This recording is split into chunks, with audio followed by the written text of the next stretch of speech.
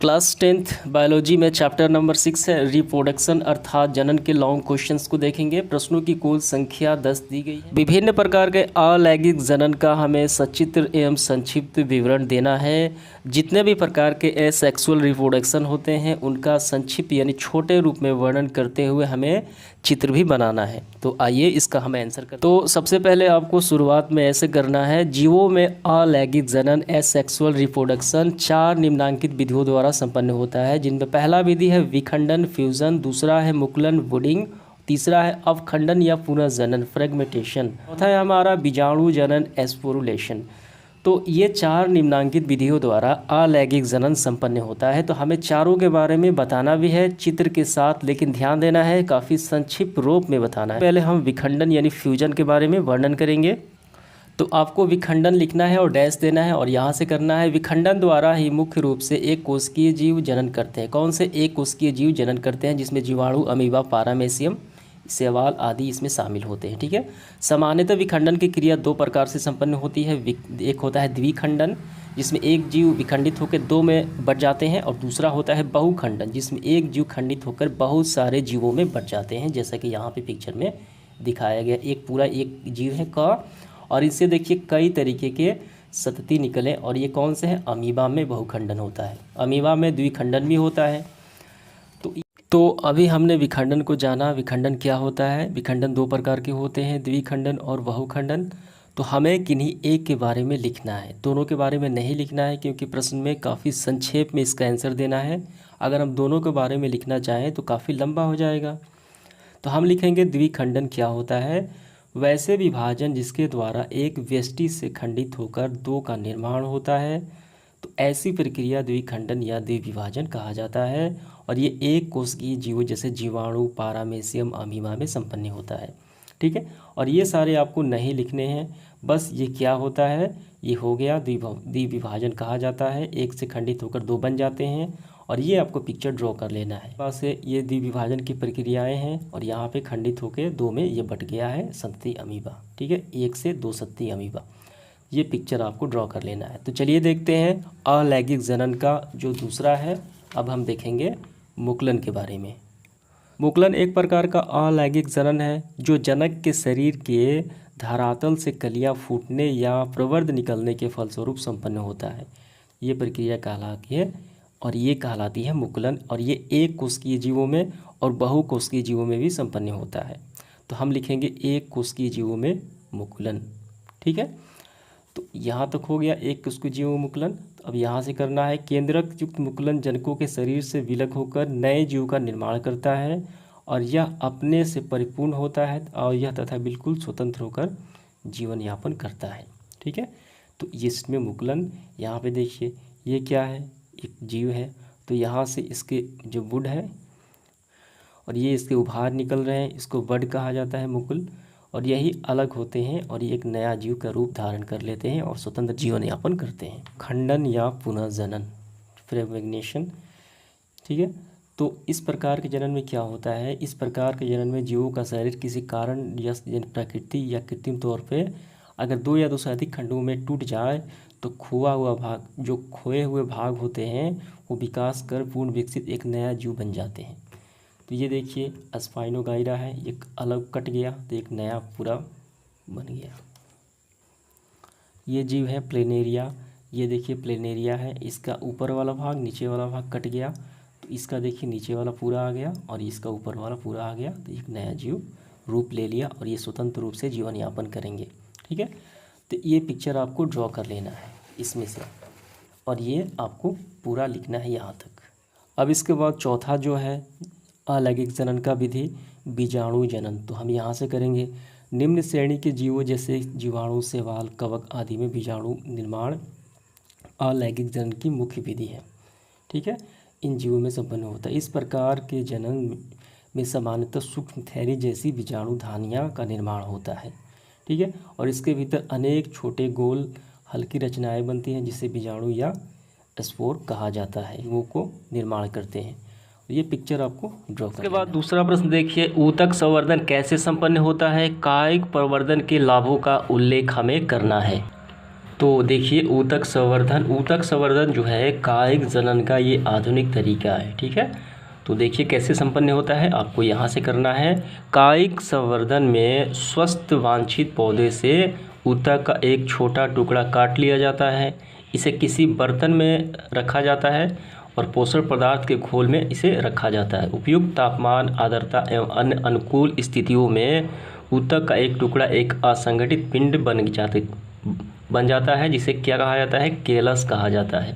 इस केलस का इस्तेमाल भावी विभाजन किया जाता है। केलस के एक छोटे भाग को पृथक कर यानी अलग हार्मोन युक्त माध्यम में रखा जाता है, जो यहाँ विकसित एवं विभेदित होकर पादपक बनते हैं और इन पादपों को जमीन या गमले में प्रत्यारोपण यानी लगा दिया जाता है। वहाँ से ये विकसित होकर स्वतंत्र वयस्क पौधे बनते हैं। ठीक है, जो अपने जनकों से ही समान होते हैं। और इस तरह ऊतक संवर्धन कायिक संवर्धन का एक आधुनिक तरीका है। क्या समझ में आया? यानी कायिक प्रवर्धन जो उसी का एक भाग यानी उसी के एक पौधे के टिश्यू को काट कर एक पोषक वाले बर्तन में रख दिया जाता है, वहाँ से उसके टिश्यू को हार्मोन युक्त भाग में रखकर, ठीक है, माध्यम में रखकर फिर अलग उसे लगा दिया जाता है, एक नया प्लांट बन जाता है, जो क्या कहलाता है, ऊतक संवर्धन कहा जाता है। अब इसके बाद हमें लिखना है कायिक संवर्धन के क्या लाभ हैं। तो कायिक प्रवर्धन के लाभ लिखेंगे, लेकिन इसका मतलब होता क्या है कायिक प्रवर्धन में? प्लांट के किसी भाग को अगर काट के लगा दिया जाए तो वो आसानी से लग जाता है, तो उसे ही तो कहा जाता है कायिक प्रवर्धन। जैसे गुलाब का पौधा, अंगूर का पौधा, इसके पार्ट्स को अगर काट के कोई दूसरी जगह लगा दे तो वो आसानी से लग जाता है। तो इससे क्या होता है, समय की बचत होती है, कम समय में ज़्यादा प्लांट इससे लग जाएंगे। तो हमें इसके लाभ को बताना है, तो ऐसे हम लिखेंगे कायिक प्रवर्धन के लाभ निम्नलिखित है। पहला, कम समय में ज़्यादा पौधे का उत्पादन, कम खर्च एवं लागत में नए पौधे का विकास। बीज उत्पन्न क्षमता ना करने वाले प्लांट को भी इससे लाभ मिलता है, क्योंकि बीज की आवश्यकता नहीं पड़ती। रख रखाव, परिवहन में आसानी होती है, रख रखाव करना, परिवहन एक स्थान से दूसरे स्थान ले जाना, तो काफ़ी आसानी होती है। तो यही है कायिक प्रवर्धन के लाभ। इसके बाद देखिए आगे बढ़ते हुए तीसरा प्रश्न क्या है, परागकण से लेकर बीज बनने तक की क्रिया को संक्षेप में हमें बताना है। तो ये प्लांट में लैंगिक जनन कहलाता है, जिसमें मेल भाग पुंकेसर और फीमेल भाग अंडाशय यानी बीजांड इसमें शामिल होता है। तो कैसे बनता है परागण द्वारा बीज, हमें पूरी प्रक्रिया का वर्णन करना है, लेकिन ध्यान देना है यहाँ पे संक्षेप में करना है हमें। तो इस तरीके से आपको लिखना है, जब पराग कणों के पराग कोश से निकलकर उसी पुष्प या उसी जाति के दूसरे पुष्प के वर्तिकाएँ तक पहुँचने की क्रिया क्या कहलाती है, परागण कहलाती है। और ये दो तरीक़ों से संपन्न होता है। पहला होता है स्वपरागण यानी अपने से, दूसरा होता है पर परागण यानी दूसरे से, दूसरे कारकों से, जैसे हवा से, कीट से, ठीक है, जो परागकण होते हैं परागकोश में पहुंच जाते हैं, ठीक है, यानी वर्तिका पर वो पहुंच जाते हैं परागकण। तो ये पहुंचने के बाद क्या होता है कि पराग कणों के वर्तिकाक तक पहुंचने के बाद निषेचन की क्रिया होती है, निषेचन प्रारंभ हो जाता है, जिससे पराग नलिका से नर युग्मक निकलकर बीजांड में अवस्थित मादा युग्मक से क्या करता है, संगलित हो जाता है। और निषेचन के बाद युग्मक विभाजन होकर भ्रूण के रूप में विकसित हो जाते हैं। निषेचन के बाद अंडाशय फल में और बीजांड में बीज विकसित हो जाते हैं, और इस तरीके से बीज हमें प्राप्त हो जाता है। ठीक है, तो ये काफ़ी आसान और काफ़ी बेहतरीन इसका आंसर है, आपको यही नोट डाउन कर लेना है। अगला प्रश्न है हमारा, देखिए चौथा, पादप में प्लांट में लैंगिक सेक्सुअल और इलैंगिक एसेक्सुअल रिप्रोडक्शन के विभेद हमें बताना है। तो लैंगिक जनन में कौन आ जाएगा, लैंगिक जनन में परागकण से जो बीज हमने अभी देखा वो लैंगिक जनन में आ जाएगा, इसमें मेल और फीमेल पार्ट होते हैं। अलैंगिक जनन में कौन आ जाएगा, कायिक प्रवर्धन हो जाएगा। ठीक है, कायिक प्रवर्धन हो गया, ऊतक प्रवर्धन हो गया। प्लांट के किसी भाग को हम दूसरे स्थान पे लगा देते हैं, उसमें बीज की आवश्यकता नहीं पड़ती, नए पौधे बन जाते हैं। यही होता है पराग में, तो यही होता है प्लांट में लैंगिक और अलैंगिक जनन। तो आइए इसको हम विभेद लिखते हैं।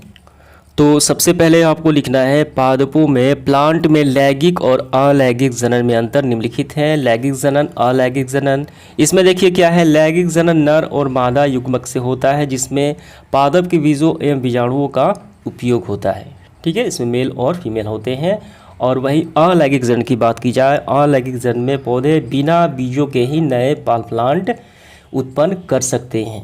दूसरा देखिए, लैंगिक जो जनन होता है, नर अंग पुंकेसर और स्त्री अंग स्त्री केसर, ठीक है, इसमें सभी शामिल है, बीजांड शामिल है, अंडाशय शामिल है, वो सारे हैं, मादा जनन अंग शामिल होते हैं। और वहीं देखिए, इसमें नए पौधे कायिक प्रवर्धन द्वारा, ऊतक संवर्धन द्वारा संपन्न कराकर नए प्लांट, नए संतति आसानी से हम प्राप्त कर सकते हैं। इसमें द्वारा नर और मादा की आवश्यकता नहीं पड़ती। तो यही है प्लांट में लैंगिक और अलैंगिक जनन में अंतर। इसके बाद देखिए अगला प्रश्न 5वां, पुष्प की अनुदैर्ध्य काट का एक स्वच्छ नामांकित चित्र हमें बनाना है। तो ये आपको चित्र बना लेना है एक पुष्प की अनुदैर्ध्य काट का पुष्पासन को दर्शाते हुए, ठीक है। तो जो अंग यहाँ पे दिखाए गए हैं, नीचे वाले ये फीमेल अंग है और ऊपर वाले मेल अंग है। देखिए इसमें क्या है, ये पुंकेसर, ये कौन कहलाता है, ये पुरुष अंग कहा जाता है, ठीक है। और स्त्री केसर में ये सारे आ गए, वर्तिका है, वर्तिका, और नीचे आ जाएगा बीजांड, अंडाशय, बीजांड, ठीक है। तो बस यही आपको ड्रॉ कर लेना है पिक्चर।